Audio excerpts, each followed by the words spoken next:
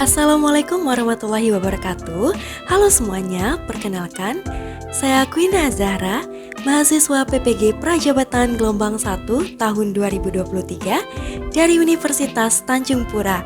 Nah, pada kesempatan kali ini saya ingin menjelaskan terkait pendekatan culturally responsive teaching untuk memenuhi mata kuliah, prinsip pengajaran dan asesmen yang efektif 1 pada bagian koneksi antar materi topik 4. Nah, untuk teman-teman semuanya, selamat menyaksikan.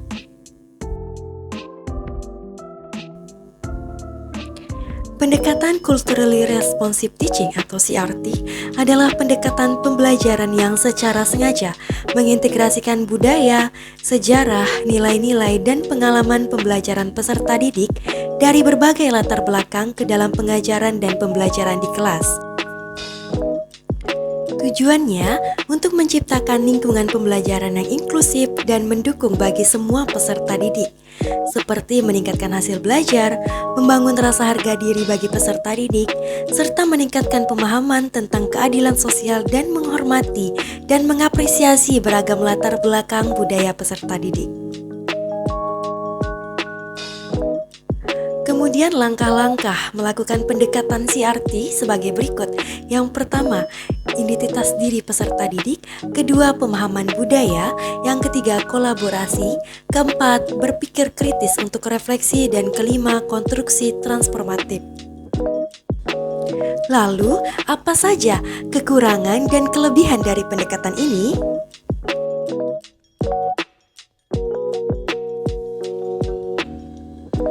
Kelebihannya, yang pertama, mengakui dan menghargai keberagaman peserta didik. Kedua, mendorong dan mengajarkan peserta didik untuk mencintai budayanya. Yang ketiga, meningkatkan keterlibatan peserta didik. Kemudian untuk kekurangannya, yang pertama, menuntun guru untuk memiliki pemahaman yang mendalam tentang budaya yang dimiliki oleh peserta didik. Kedua, memerlukan waktu dan upaya yang lebih banyak dari biasanya. Yang ketiga, sulit diimplementasikan apabila tidak ada dukungan. Misalnya tidak ada dukungan dari sekolah, peran masyarakat, ataupun dari kurikulum.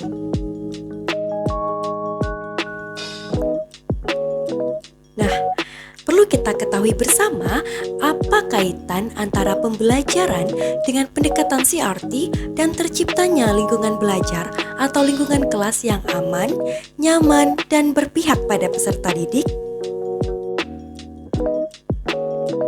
Pendekatan Culturally Responsive Teaching atau CRT membantu dalam menciptakan lingkungan belajar yang aman, nyaman, dan berpihak pada peserta didik dengan mengakui, menghormati, dan memahami keberagaman budaya peserta didik. Ketika guru menerapkan CRT, mereka memperhatikan beragam latar belakang budaya peserta didik, termasuk nilai-nilai, tradisi, bahasa, dan pengalaman hidup yang berbeda. Dengan memasukkan elemen-elemen budaya peserta didik ke dalam kurikulum dan metode pengajaran, guru menciptakan pengalaman belajar yang lebih bermakna dan relevan bagi peserta didik. Ini membantu peserta didik merasa diakui dan dihargai dalam lingkungan kelas, sehingga mereka lebih termotivasi untuk belajar dan berpartisipasi aktif. Melalui pengakuan terhadap keberagaman budaya, CRT membantu mengurangi perasaan ketidaknyamanan atau ketidakamanan yang mungkin dirasakan oleh peserta didik yang merasa tidak diwakili atau diabaikan dalam lingkungan belajar. Dengan demikian, pendekatan CRT dapat menciptakan atmosfer yang mendukung pertumbuhan peserta didik, mempromosikan kepercayaan diri, memupuk rasa inklusivitas, dan memberikan dukungan bagi setiap peserta didik untuk berkembang secara pribadi dan akademis dalam lingkungan yang hangat dan mendukung. Lalu, jika dikaitkan dengan mata kuliah pemahaman pada peserta didik dan pembelajarannya, dari mata kuliah tersebut, kita bisa sama-sama memahami pentingnya lingkungan belajar dalam pengaruhnya terhadap perkembangan dan tingkah laku peserta didik untuk meningkatkan pengetahuan kognitif, kemudian sikap atau afektif, dan keterampilan atau psikomotorik. Lingkungan belajar tak hanya mencakup ruang kelas mata.